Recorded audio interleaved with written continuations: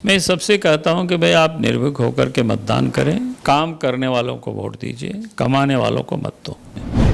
पूरे 5 वर्षों तक झारखंड की जनता को इन्होंने ठगा है और झारखंड को इन्होंने लूटा भी है। तो अब जनता को ये मौका मिला है कि झारखंड को इन लुटेरों से, ठगों से और भ्रष्ट लोगों से मुक्त करना अवसर है। इसलिए जनता 13 तारीख और 20 तारीख के इंतज़ार कर रही है। 13 तारीख कब हो ताकि बीजेपी को वोट डाल सके, एनडीए को वोट डाल सके। 20 तारीख कब हो, बीजेपी को और एनडीए को वोट डाल सके।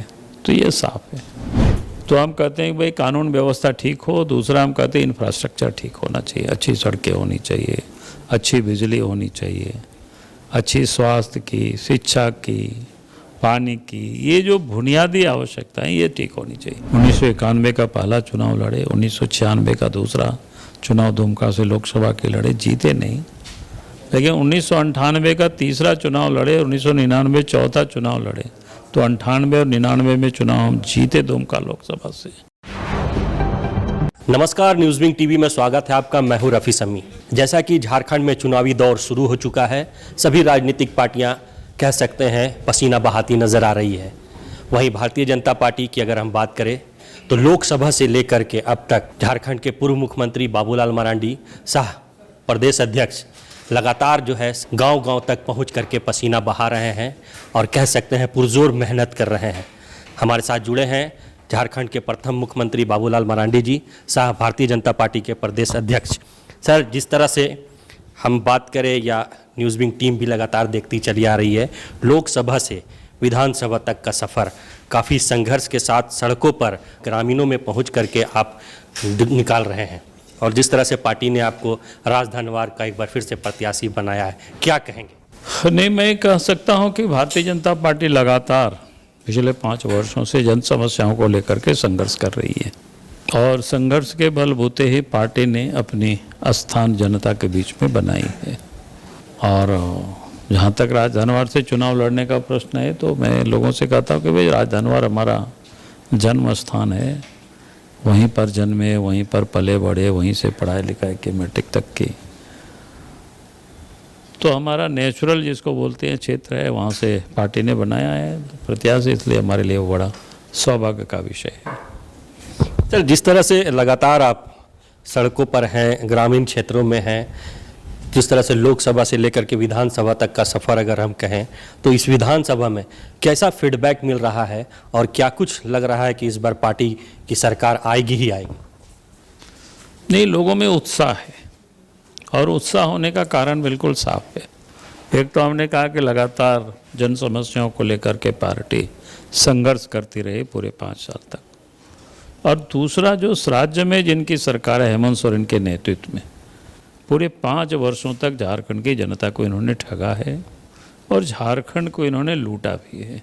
तो अब जनता को ये मौका मिला है कि झारखंड को इन लुटेरों से, ठगों से और भ्रष्ट लोगों से मुक्त करना, ये सुनहरा अवसर है।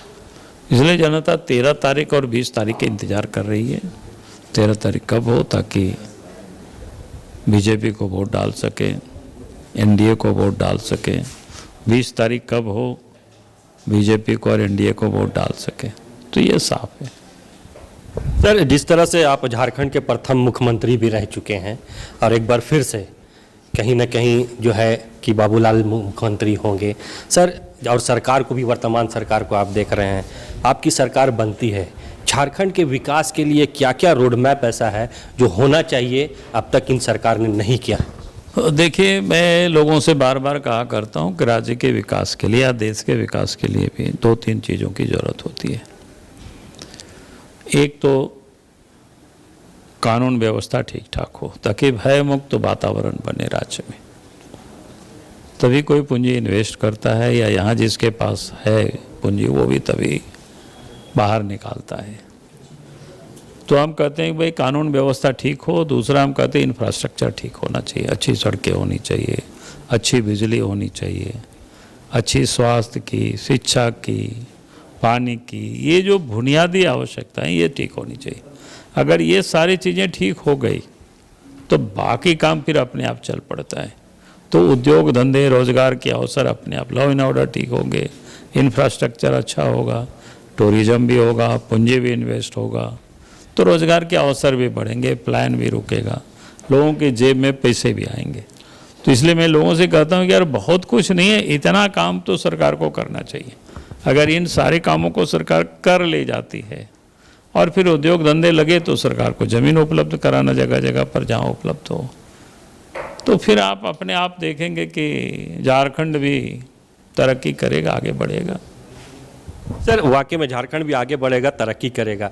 झारखंड में आदिवासी मूलवासी की स्थिति क्या है वो आप जान ही रहे हैं। उनसे क्या कुछ अपील करना चाहेंगे और उनके लिए क्या एक बेहतर होना चाहिए ताकि उनका भी विकास हो? मैं सबसे कहता हूं कि भाई आप निर्भीक होकर के मतदान करें, काम करने वालों को वोट दीजिए, कमाने वालों को मत दो। जो आपके लिए काम करे, झारखंड के लिए काम करे, झारखंड के विकास के बारे में सोचता हो, उसको आप साथ दीजिए। जो अपने और अपने परिवार के बारे में जो सोचते हैं उनको आप मत वोट दीजिए, उनको मत चुनिए।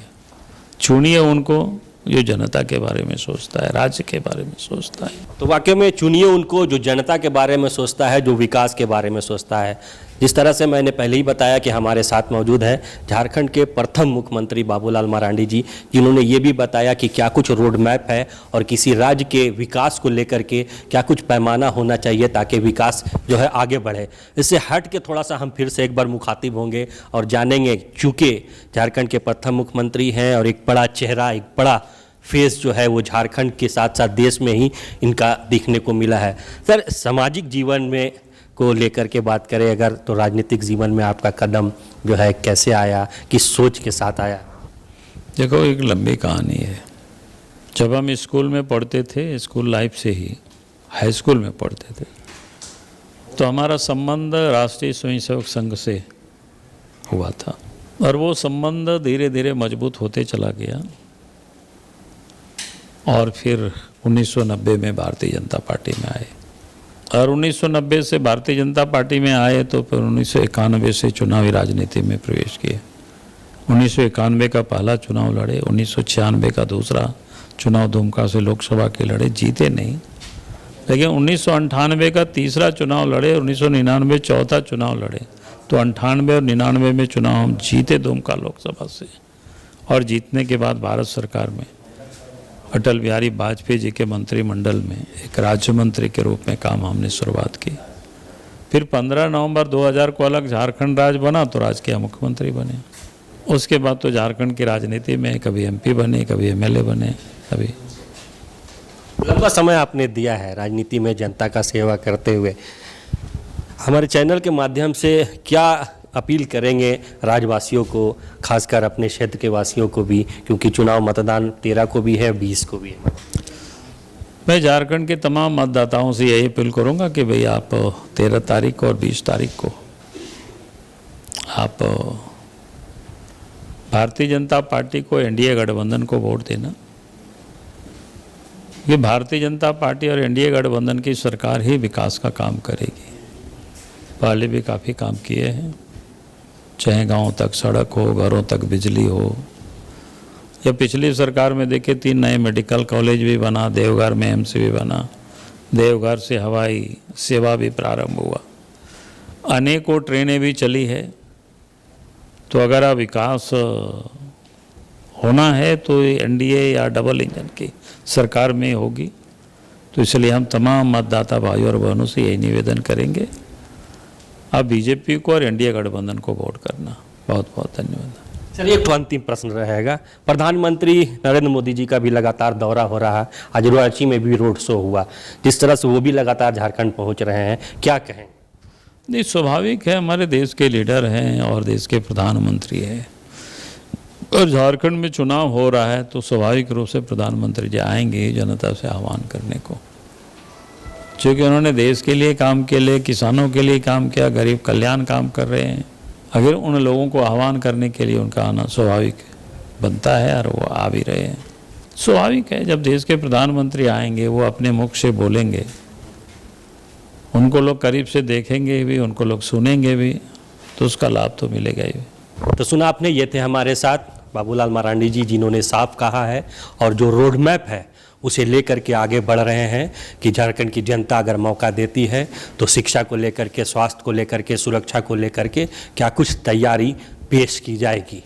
बहरहाल देखने वाली बात होगी झारखंड की जनता इस बार किन्हें मौका देती है, लेकिन कहना गलत नहीं होगा कि बाबूलाल मरांडी जी ने एक बार झारखंड का कमान संभाला है और बेहतर प्रदर्शन भी किया है।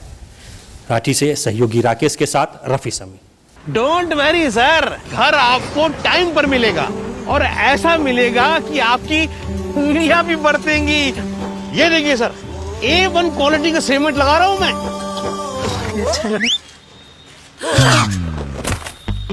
मजबूती का सारा ठेका हम ही लिए हैं का? अरे बॉडी विदाउट स्ट्रॉन्ग बोन किस काम का? देखिए,